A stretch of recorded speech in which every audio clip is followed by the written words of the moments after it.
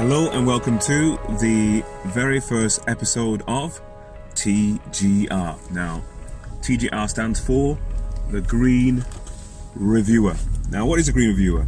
Well, there's never been a better time that I can think of in my lifetime for those people who want to be or become vegetarian or vegan, because supermarkets and fast food joints and shops alike are all tripping over themselves to provide you with vegetarian alternatives to meat, because vegetarianism and veganism, whether it's to save the planet or for health reasons, is really on trend at the moment.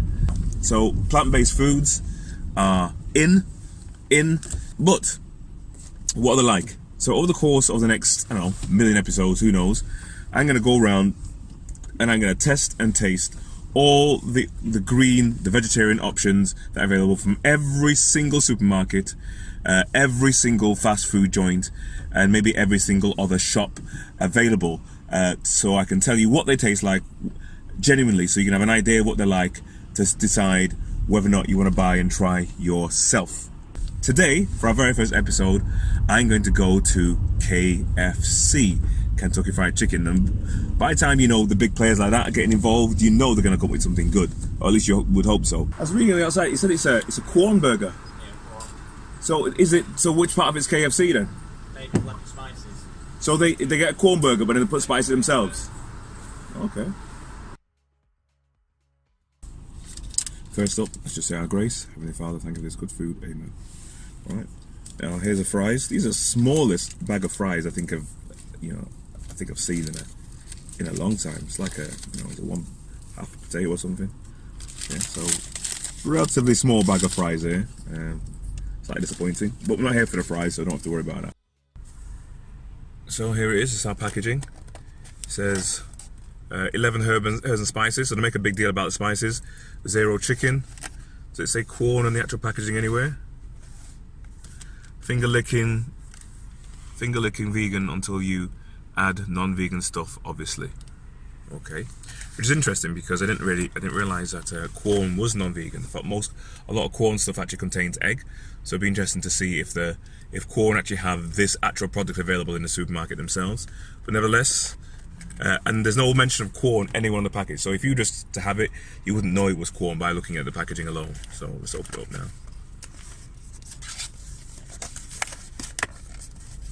And there we go. So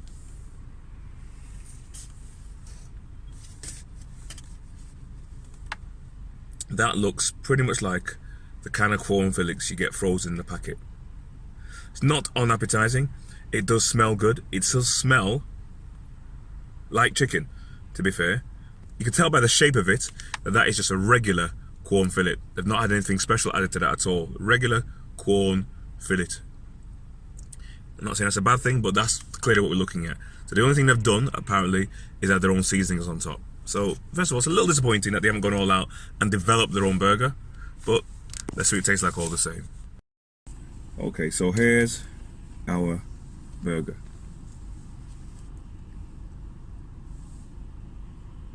You get a decent sized burger, to be fair, decent sized bit of fake chicken. Doesn't come with very much, just comes with a bit of mayo and a bit of salad. So it doesn't look tremendous and not put a lot of effort into it in what it looks like. It's not it's got layered with different things. It's just the bread. They've got some mayo, a few leaves of lettuce, not many, just more for decoration it seems, and the burger on top. Alright, but the proof of it, it's an eating. So let's take a bite. Let's see what it's like. So first of all, it's going to maybe taste just the burger itself.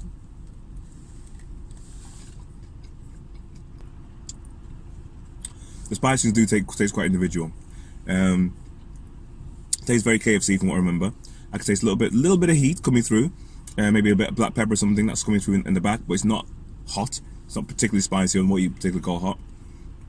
The flavorings on the outside are enough to just about make it a little bit more individual than the actual corn burger itself. So I'm going to try it all together as a bite now.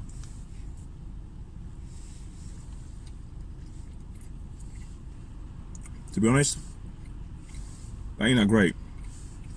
The burger itself is not bad. It's quite dry though. It's not succulent. I guess when you eat chicken, it's kind of succulent. This is quite dry. So you probably need to put a lot more mayo or some other dressings on it to kind of give it a bit more moisture, because it does taste quite dry. So let me try a bit with a bit more mayo.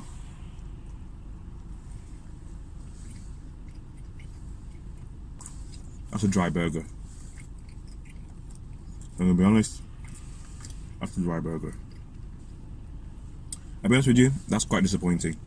For all the hype about a vegan burger, what we literally have is a bun, which for the dryness of the burger, the bun should be a lot softer, and the bun maybe should be a bit more moist. The bun's a bit dry itself. The actual vegan chicken bite itself, that is quite dry. So in order to make it not so dry, you need to put a lot of mayo and at least have to present the burger with a lot more salad than it physically comes with. You got a little bit of iceberg lettuce, which is chopped up, which of itself is quite hard.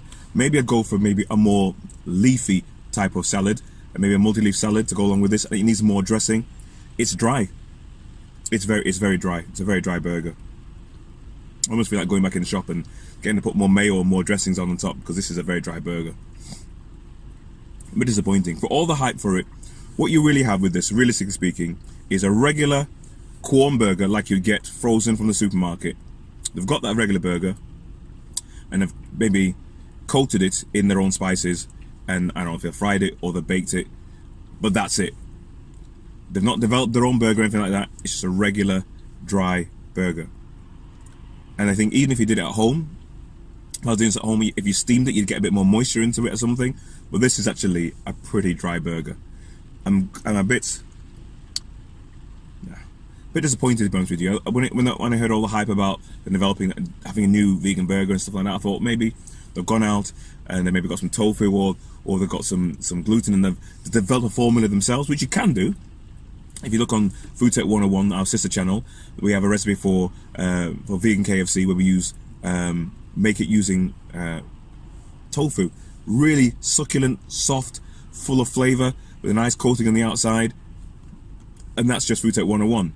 I think I would have thought that a company the size of KFC would have gone all out and produced their own, but this is a bit disappointing. You have a regular Quorn burger, just with some spices on top, and this particular Quorn burger, especially where they present it, they got like maybe a teaspoonful of mayo, a few pieces of relatively hard, dry iceberg lettuce, and that's it, and a relatively dry bun.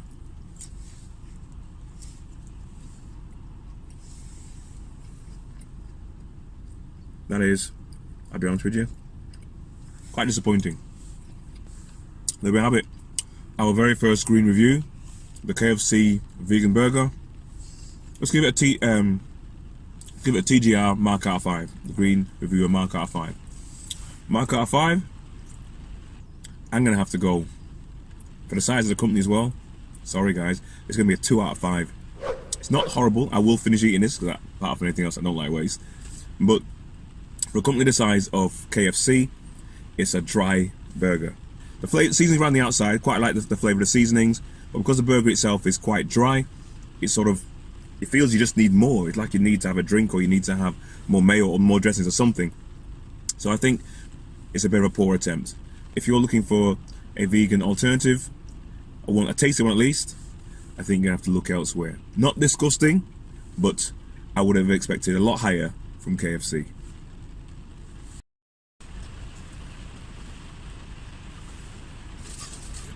Now, I don't normally eat and drink, but the overall consistency of this is so dry. I need a bit of drink just to give me some extra saliva.